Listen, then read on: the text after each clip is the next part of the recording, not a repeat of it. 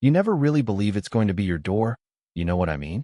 You hear about people getting snatched up, weird scams, the horror stories on late-night news. But that's always somewhere else, happening to someone else, some unlucky soul in a city that's not yours. Me?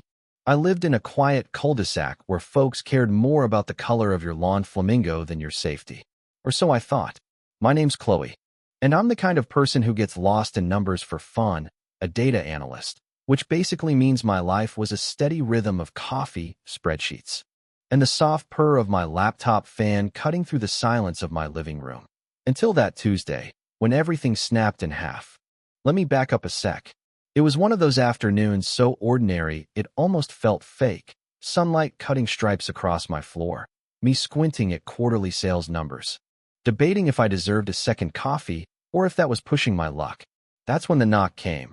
Not a friendly tap, not a bored delivery guy, but three heavy, bone-jarring thuds that made the walls vibrate, like someone was daring me to ignore them. I froze, heart doing this panicky little shuffle in my chest, and crept to the door, peeking out through the peephole.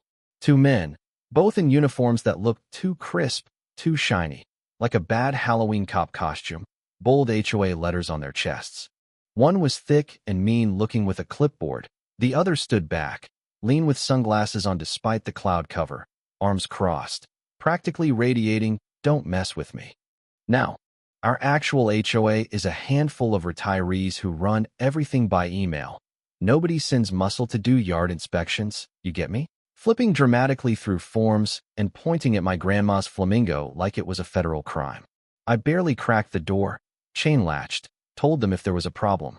Send a notice like always. Then it got ugly. Sunglasses guy jammed his foot in the gap before I could close up, voice low and threatening. "You need to come with us." I laughed, all nerves. But they weren't kidding. Clipboard dude whipped out a badge so fake you could see the plastic laminate gleam. The mask dropped. They weren't with any HOA. I whispered it out loud, and everything changed. He lunged, slammed his shoulder into the door, chain snapped, wood splintered, and suddenly I was yanked into the open, dragged across my own porch like I was nothing. I screamed, a real, primal kind of sound you don't ever think you'll make. They hustled me towards a gray van parked at the curb, no plates. Windows blacked out, not a single marking. My stomach knotted so hard I nearly puked. My brain kicked into overdrive. My phone. A trick my brother Ethan taught me. Press the power button 3 times. That's our code, Sierra. Life or death. I faked a stumble, hit the signal, and booted my phone under a bush. Little digital SOS, hoping like hell it'd work. They didn't care. They just got rougher, knees to concrete, hands like vices. They opened the van, and what I saw inside nearly broke me. Empty, stripped metal lined with plastic, zip ties, duct tape, a black cloth. This wasn't about money or scare tactics. This was about making people disappear. Leo, the sunglasses guy, yanked the door open wider. Marcus, clipboard jerk, hauled me forward. The only thought in my head was, this is it. This is how it ends. This is how someone becomes a headline. But fate wasn't done twisting the knife. Because 3 miles away, Ethan was sitting in his therapist's office, trying to breathe through another PTSD mindfulness exercise. Half his brain still back in Fallujah or some checkpoint a lifetime ago. His phone vibrated. A single buzz, that special code. He barely even heard the therapist call his name. He was out the door before she could blink. In his truck. He checked the GPS. My phone was still at the house, just outside. That was all he needed. He grabbed his .45, started the engine, and aimed his whole truck like a missile at home. Back at my place, Marcus clamped his hand over my mouth as they tried to shove me into that black pit of a van. I remember the feel of the grass under my shoes, the rough fabric of the uniform against my skin. Every little detail suddenly seared into memory. Then, like thunder out of nowhere, I heard it. The roar of Ethan's Dodge Ram. Tires screamed. Leo turned just in time to see the truck careen down the street, straight for us.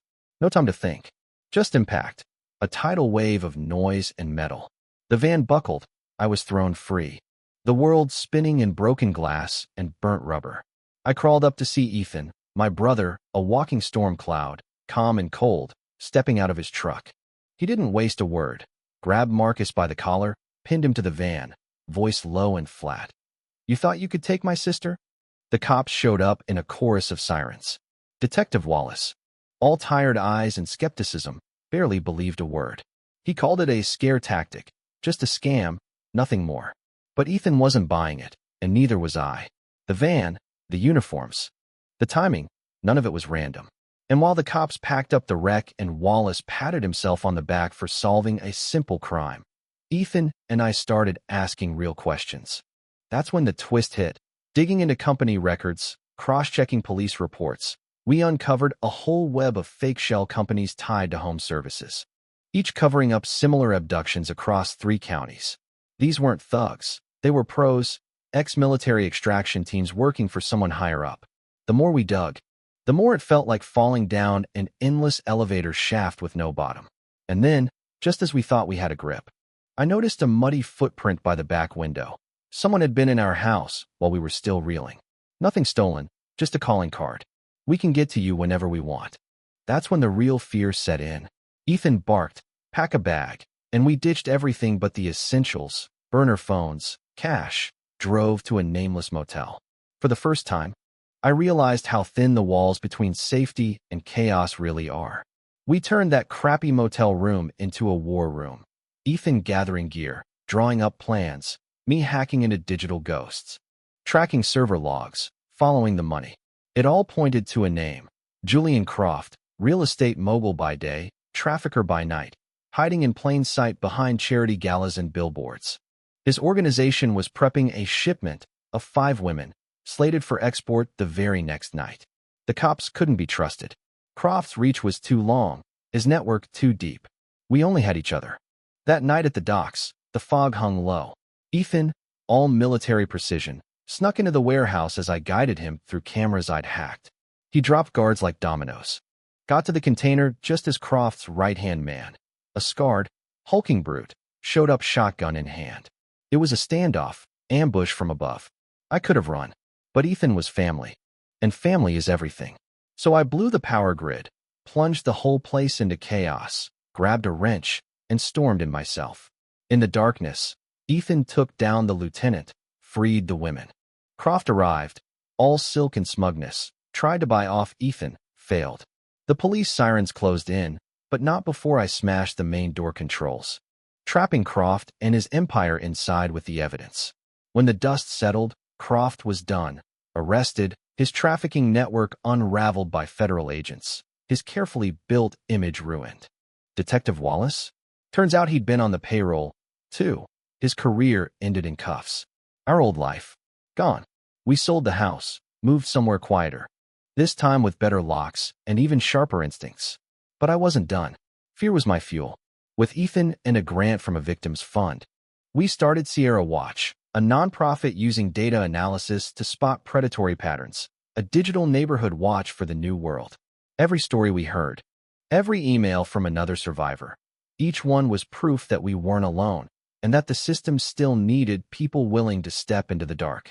So here I am, sitting on the porch of a new home, monitoring alerts, Ethan sipping a beer beside me, the world a little less safe, but a lot more honest. We don't hide anymore. We watch the shadows, waiting, ready to fight back. What would you have done, sitting in my seat that afternoon? Do you trust the system, or would you take matters into your own hands? I'm curious. Where do you draw the line between justice and survival? Let me know down below.